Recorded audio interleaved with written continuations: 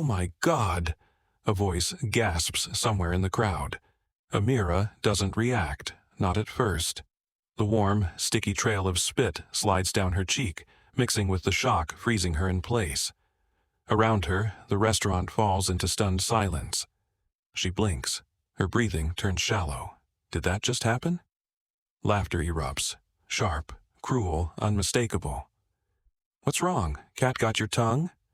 Olivia's voice drips with amusement, the expensive wine in her glass swaying lazily as she tilts it back. Amira's fingers tremble around the tray she's holding. Heat spreads across her face, but it's not just from the spit. It's the weight of every pair of eyes locked onto her. Staring. Judging. She wipes her cheek, her movement slow, deliberate. The stain of humiliation is already there, far deeper than the spit itself. But what now? The question swirls in her mind, unanswered. The restaurant isn't just silent, it's suffocating. Some diners look away, pretending not to see. Others whisper behind their hands, their gazes flickering between Amira and Olivia. But the worst? The ones pulling out their phones, angling their cameras, treating this like a spectacle instead of an attack. Amira's heart pounds. Is no one going to do anything? She scans the room. No help, no outrage, and her manager? He's nowhere to be found. A sickening realization settles in. Olivia isn't just privileged, she's untouchable. The silence isn't just acceptance, it's approval. That's what happens when you don't know your place. Olivia sneers, her lips curling into a satisfied smirk. Laughter ripples through her group like a perfectly timed performance. Her friends sip their cocktails, their eyes gleaming with amusement, waiting to see what Amira will do. Amira clenches her fists. Every fiber of her being screams at her to fight back, to shatter the entitled arrogance radiating from Olivia's perfectly poised stance. But she can't afford to react. She knows how this story ends. People like Olivia never lose, and people like her, they pay the price. The air in the restaurant is thick, pressing against Amira's chest. But this moment, it isn't new. She's been here before. The subtle jabs from customers who questioned if she really belonged here. The fake smiles when men called her exotic like she was a rare dish on the menu. The forced apologies to guests who claimed she had an attitude when she was simply doing her job. The unspoken rule: stay quiet, keep your job, survive. Her fingers tighten around the tray. Her mother's voice echoes in her mind, warning her of the dangers of standing out, of fighting back. But this time is different. A slow burn ignites in her chest. Maybe survival isn't enough anymore. Amira lifts her chin. Her eyes lock onto Olivia's, and for the first time there's no fear, only fire. The laughter fades. The restaurant holds its breath. Olivia stiffens, sensing the shift. Amira takes a step forward. Every insult, every humiliation, every moment she's been forced to take it all builds, a storm swirling inside her. She won't be silent this time, not again. A choice stands before her: walk away, like she always has, or fight back. The entire restaurant waits. What will she do? Taste this, Amira. Tell me what it needs. Grandma's voice was warm, rich with the wisdom of generations. Amira dipped a spoon into the bubbling pot, the scent of saffron and cloves wrapping around her like an embrace. "More cumin," she murmured, watching her grandmother's proud nod. In this kitchen she felt alive. Here, food was more than sustenance. It was history, identity, love. Someday, she'd have a restaurant where people could taste her story in every bite. But dreams were fragile, and in the real world, talent alone wasn't enough. Not for someone like her. The embroidered logo on her apron read, "The Harrington Club." But Amira knew better. This place didn't belong to her. She moved between tables with a forced smile, her presence acknowledged only when a plate was empty or a drink needed refilling. "Excuse me? Can I get someone who actually knows the menu?" A customer barely glanced at her, their assumption clear. Her stomach clenched. She had trained the new hires, memorized every dish. Still, she nodded. "I'll get my manager for you." This was the unspoken rule. Stay quiet, endure, survive. But each day that silence grew heavier. "Move!" Olivia snapped, brushing past Amira without so much as a glance.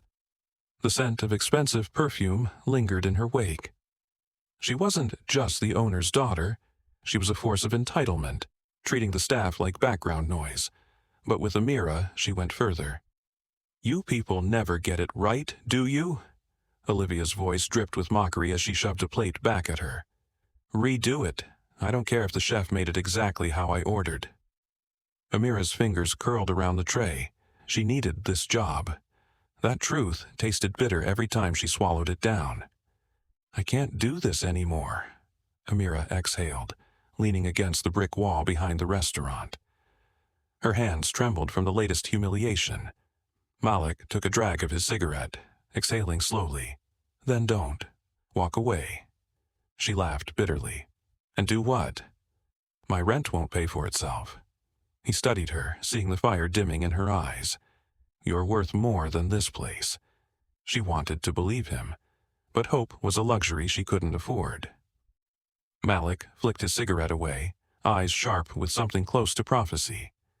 "One day, someone's going to push you too far." Amira didn't respond, but the words followed her inside.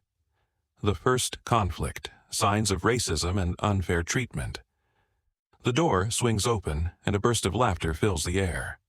Olivia Harrington strides in, her designer heels clicking against the floor, her entourage trailing behind her like a royal procession. Heads turn, some out of admiration, others out of caution. Amira stiffens. She already knows how this night will go. Olivia, already tipsy, waves dramatically at the host, ignoring the quiet shift among the staff.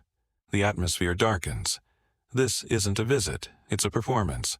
One where Olivia plays the queen, and everyone else falls in line. Except for Amira. She remains unseen, as always.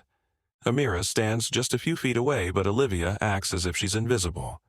She greets the white staff with exaggerated enthusiasm, hugging, complimenting, making them feel special. Then her eyes flit over Amira like she's a shadow. Not a nod, not a glance, not a single word. Amira's fingers curl into her apron. She shouldn't be surprised. It's happened before, and it will happen again. Yet the sting remains sharp and fresh. One of the servers, Lisa, gives her a fleeting look of sympathy before quickly looking away. No one wants to get involved. No one ever does. Amira finally approaches their table, placing down the wine bottle with steady hands. Olivia leans back, eyes gleaming. "Oh, you're still here? Didn't notice."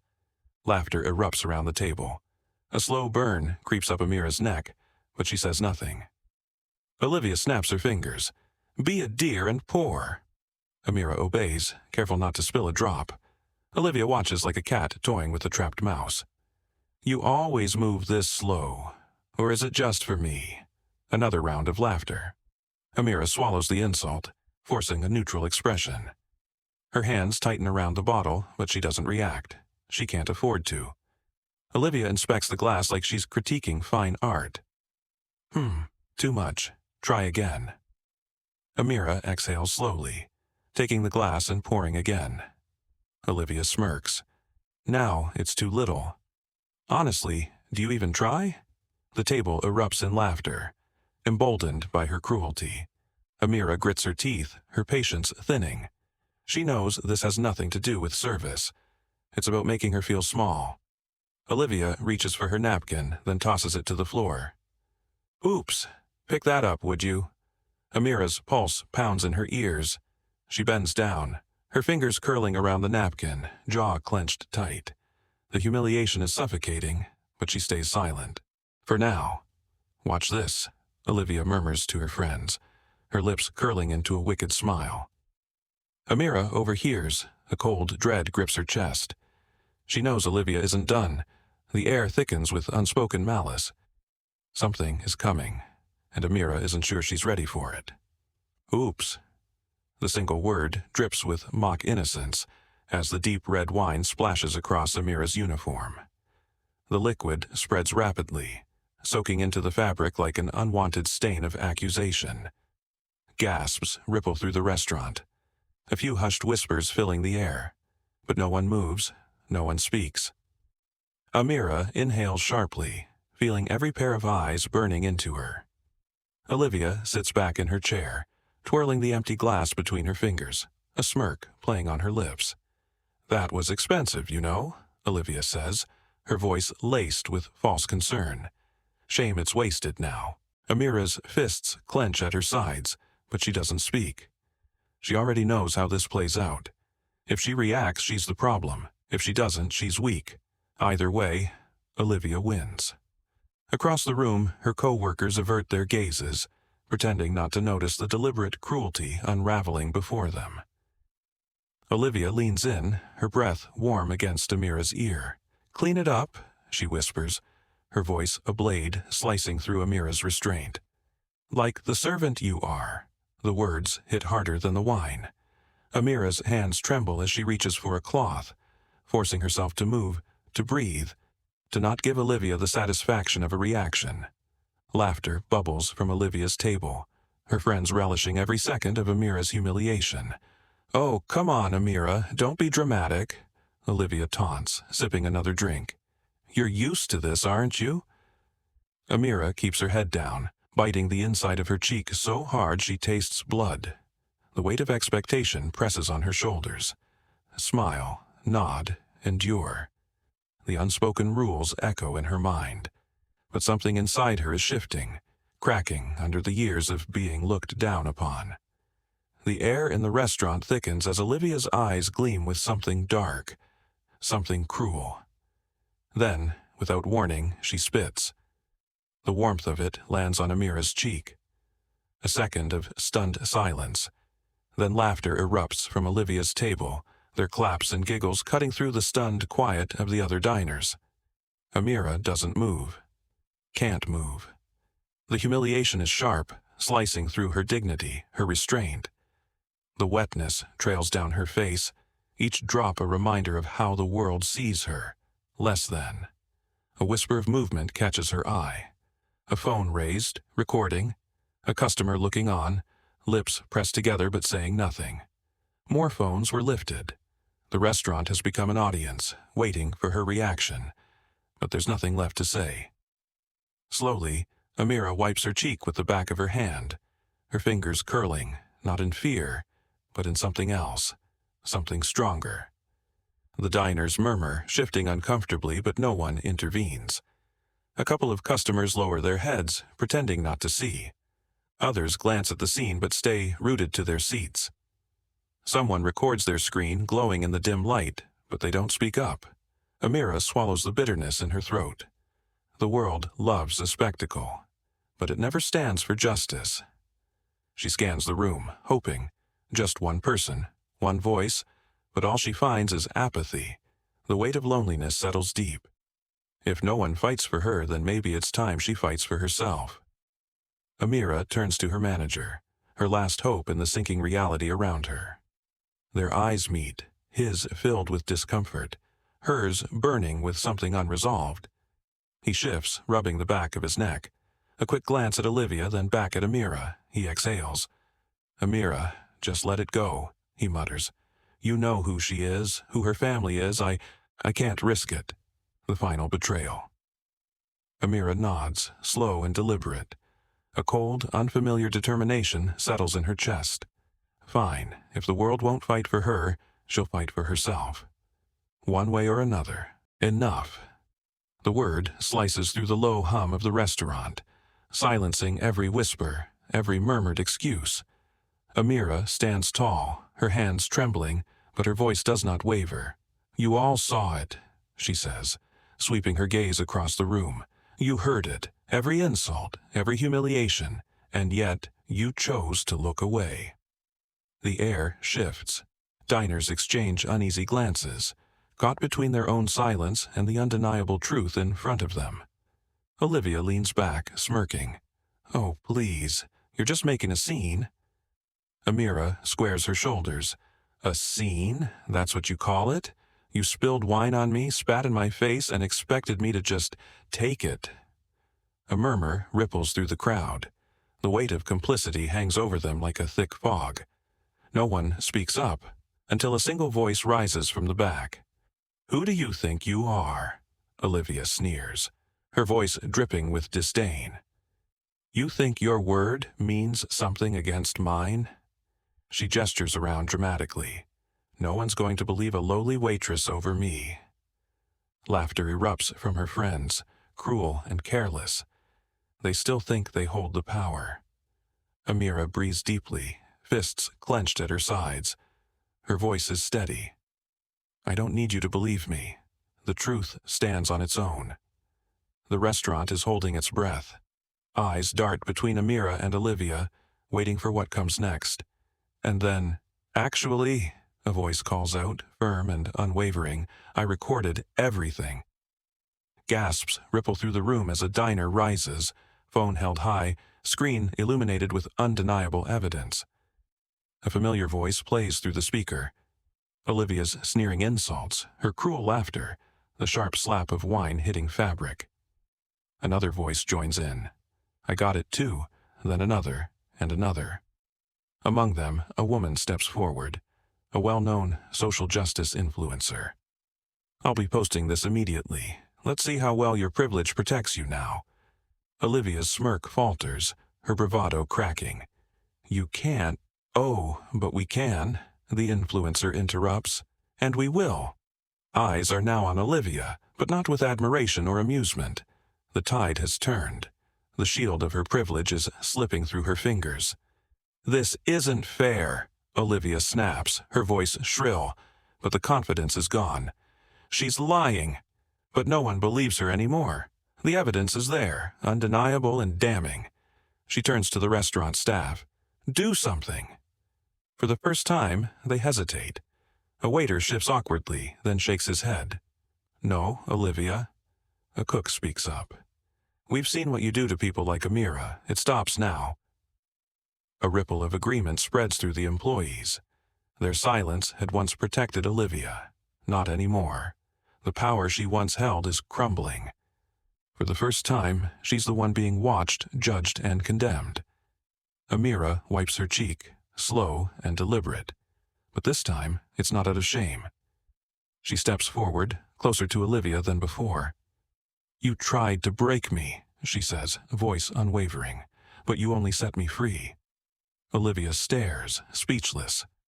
The restaurant watches, waiting for the final word. Amira doesn't give it to Olivia. Instead, she turns to the crowd. "This isn't just about me. How many times has this happened before? How many times have you all let it slide?" No one speaks. But in their silence, a shift begins, one that Olivia can no longer control. "Have you seen this?" A tweet explodes with Olivia's name attached. Then another, and another. The video of Olivia's racist behavior spreads like wildfire overnight. Hashtags flood social media. #Justice for Amira. #Hold Olivia accountable. "Unbelievable," a well-known journalist posts. "Racism still thrives in elite circles. This must end." The outrage is relentless. Users tag the Harrington Club demanding action. A trending petition calls for Olivia's removal from management. News outlets pick up the story, amplifying the backlash. Talk show hosts dissect the event. "She thought her privilege made her untouchable," a commentator remarks. But the internet doesn't forget. The pressure mounts, the world watching, waiting for justice. "We have no choice," Olivia's father mutters, his face pale as he reads the headlines. The Harrington Club issues a public statement. "We do not tolerate discrimination." Effective immediately, Olivia Harrington has been removed from management. Her once loyal connections withdraw. Business partners decline her calls. Friends distance themselves. "This isn't fair," Olivia snaps, refreshing her inbox, finding nothing but rejection. "I was set up," but the world has turned its back. The same influence she once wielded now crumbles beneath her. "If you ever need a job, I'd be honored to have you in my kitchen," a famous chef writes. Amira wakes up to an inbox flooded with job offers. Michelin-starred chefs, renowned food critics. Everyone praises her courage. You stood tall when no one else did, an email reads. That's the kind of strength we need in this industry. Tears sting her eyes. Not long ago she was humiliated, treated as invisible. Now the world sees her worth. Why work for someone else, Amira thinks, when I can build something of my own? Public support grows. Donations flood in from people inspired by her journey. We believe in you, a message reads. Show them what you're capable of. With determination burning in her chest, Amira drafts a plan. A pop-up restaurant, a space that welcomes all, built on respect and dignity. Amira stands outside, staring at the sign, her name in bold, gleaming letters. She breathes in deeply, feeling the weight of her past lift.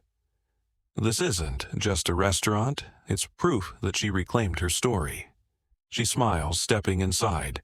Her future is finally her own. Have you ever witnessed or experienced something like this? A moment where injustice unfolded right in front of you, and you had to decide. Speak up or stay silent. Share your story in the comments. Every experience matters, and together, we shed light on the reality many still face. How would you have handled it? If you were in Amira's shoes, what would you have done? Let's start a conversation. Your insights could inspire someone to stand up when it matters most. Comment below, and let's discuss how we can create change. If this story resonated with you, don't let it end here. Like, subscribe, and share, because these stories need to be told. Together, we amplify voices, challenge discrimination, and build a future where respect knows no boundaries.